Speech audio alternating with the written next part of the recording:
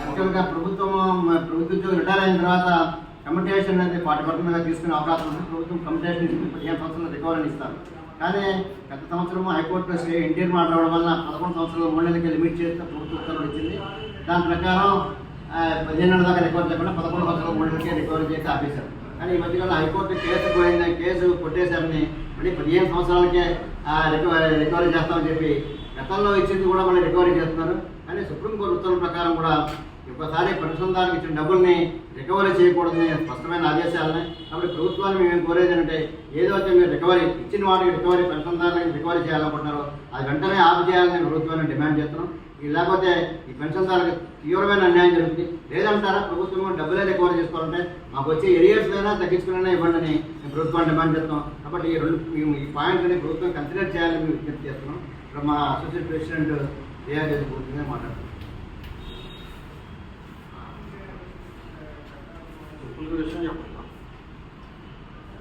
Prasad media మిత్రులకు అనుగుణాలు. నా పేరు షేక్ రియాజ్ అహ్మద్. ఈ సంఘానికి నేను అసోసియేట్ ప్రెసిడెంట్గా ఉన్నాను.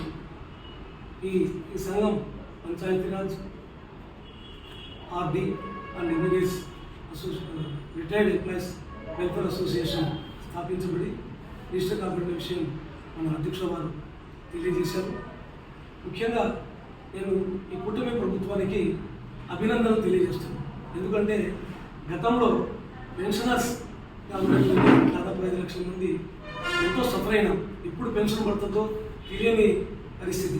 అసలు పెన్షన్ వస్తుందా రాదా అని వాళ్ళ కానించి అందరూ రిజెక్ట్ చేసేటువంటి పరిస్థితి మనం గత ప్రభుత్వంలో గమనించాం. అయితే ఈ ప్రభుత్వం వచ్చిన తర్వాత పెన్షనర్స్ మాత్రం 1 నుంచి 2 తేదీ లోపల ఈ పెన్షన్ పడడం అభినందనీయమైన విషయం. దానికి కూటమి ప్రభుత్వాన్ని కృతజ్ఞతలు తెలియజేస్తుంది. ఇకపోతే అదే పెన్షనర్స్కి యొక్క ఈ మెడికల్ రియంబర్స్మెంట్ మీద అదే మెడికల్ దాని మీద 2-3 సమస్యలు ఉన్నాయి.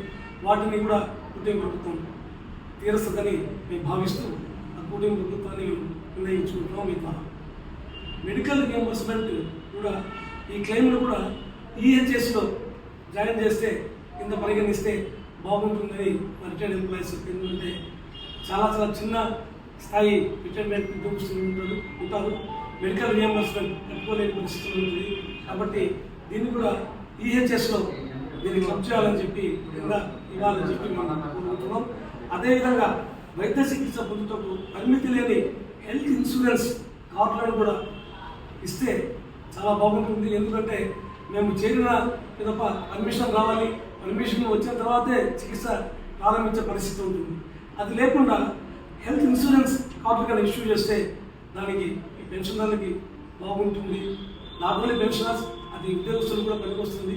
ముఖ్యంగా పెన్షనర్స్ పనికొస్తుందని చెప్పి సందర్భంగా దాన్ని కూడా మీరు ఇవ్వాలని చెప్పి ఈ ప్రభుత్వాన్ని మేము కోరుతున్నాం. అదేవిధంగా మన ముఖ్యమంత్రి వారు నారా చంద్రబాబు నాయుడు గారు ఎలక్షన్స్ అప్పుడు వాగ్దానం అయితే చేయడం జరిగింది. ప్రత్యేక డైరెక్టరేట్ని ఏర్పాటు చేస్తాము ఈ రిటైర్డ్ ఎంప్లాయీస్ సమస్య పరిష్కారానికని. మేము ఎంతో ఆసక్తితో ఉత్సాహంగా అది ఎప్పుడెప్పుడు ఏర్పాటు చేస్తారా అని ఆసక్తి ఎదురు చూస్తున్నాం. అది ఏదైనా ఏర్పాటు చేస్తే డైరెక్టరేట్ని రిటైర్డ్ ఎంప్లాయీస్కి ఏర్పాటు చేస్తే మాకు చాలా బాగుంటుంది. ఆ సమస్యల పట్ల స్పందించడానికి బాగుంటుంది. ఒక డైరెక్టరేట్ అనేది ఉంటుందని చెప్పి మేము తెలియజేసుకుంటూ ఈ సమస్యల మీద ప్రభుత్వం స్పందిస్తుందని నిర్ణయించుకుంటున్నాను. Thank you. మా ప్రధాన కార్యదర్శి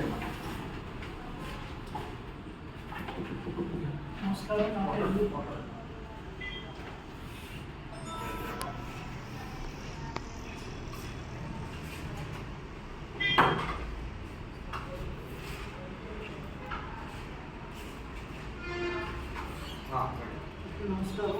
నా పేరు పూర్ణమారావు. ఈ సంఘానికి ప్రధాన కార్యదర్శిగా ఉన్నాను. ముఖ్యంగా ఏంటంటే గత ప్రభుత్వం గతంలో ఉద్యోగులకు ఇవ్వాల్సినటువంటి పెన్షన్కి ఇవ్వాల్సిన చాలా అన్యాయం జరిగింది.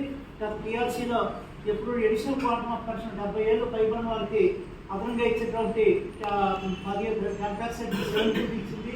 అలాగే 70 ఏళ్ళు పైబడిన వారికి 65% ఉండేదాన్ని 80% కుదించింది. ఆ తగ్గించినటువంటి 15%, 12% ఉండేదాన్ని యథాతథంగా పునరుద్ధరించాలని చెప్పి మేము ఎలక్షన్ టైంలో పెన్షన్లందరూ కూడా మా సీనియర్ కామ్రేడ్ పూర్ణచంద్ర గారి నాయకత్వంలో పెన్షనర్ పిలుపు చంద్రబాబు గెలుపన్న కరపత్రం కూడా విడుదల చేసి రాష్ట్ర వ్యాప్తంగా పెన్షన్లు ఈ ప్రభుత్వం మార్చడంలో కీలకమైన భూమిక వహించామని చెప్పి మీ ద్వారా ఈ ప్రభుత్వానికి తెలియజేసుకుంటూ ప్రభుత్వాన్ని నిర్మాణాత్మకమైన సహకారం ఇవ్వడానికి మేము ప్రభుత్వం ఎందుకంటే సమాజంలో మేము ఒక భాగంగా ఉన్నాం. మా వంతుగా ఆ రోజు అమరావతి కానివ్వండి కొన్ని విషయాల్లో బాబు గారికి ఫాలోవర్ విషయంలో కూడా మద్దతు ఇవ్వడం జరిగింది. అలాగే ఇప్పుడు కూడా మా కష్టాన్ని కూడా అన్ని వర్గాలకి న్యాయం చేస్తున్న ప్రభుత్వం ఈ పెన్షన్ దృష్టిలో పెట్టుకుని ఏదైతే గత ప్రభుత్వం దుర్మార్గంగా ఎడిషనల్ క్వార్టర్ ఆఫ్ పెన్షన్ తగ్గించిందో దాన్ని పునరుద్ధరించాలని కోరుకుంటున్నాం. అదేవిధంగా మరి సుప్రీంకోర్టు కింద మా పెద్ద చెప్పారు సుప్రీంకోర్టు ఇచ్చినటువంటి రికవరీని కూడా యాజ్ పర్ ఆర్డర్ ఇంప్లిమెంట్ చేయాలని చిన్న భాగస్వాముకున్నటువంటి మాకు ఇచ్చే ఆర్థిక భారం కూడా పెద్దది కాదు. రిటైర్ అయిన తర్వాత వైద్యపరంగా కానీ అనేక ఇబ్బందులు ఎదుర్కొంటున్నాం. ఇది కూడా దృష్టిలో పెట్టుకుంటే ఈ సీనియర్ సిటిజన్ ఆశీస్సులండి ఈ ప్రభుత్వానికి కూడా మంచి జరుగుతుందని చెప్పి మీ ద్వారా నేను సానుకూలంగా స్పందించాలని చెప్పి ప్రభుత్వానికి విజ్ఞప్తి చేస్తున్నాను. Thank you.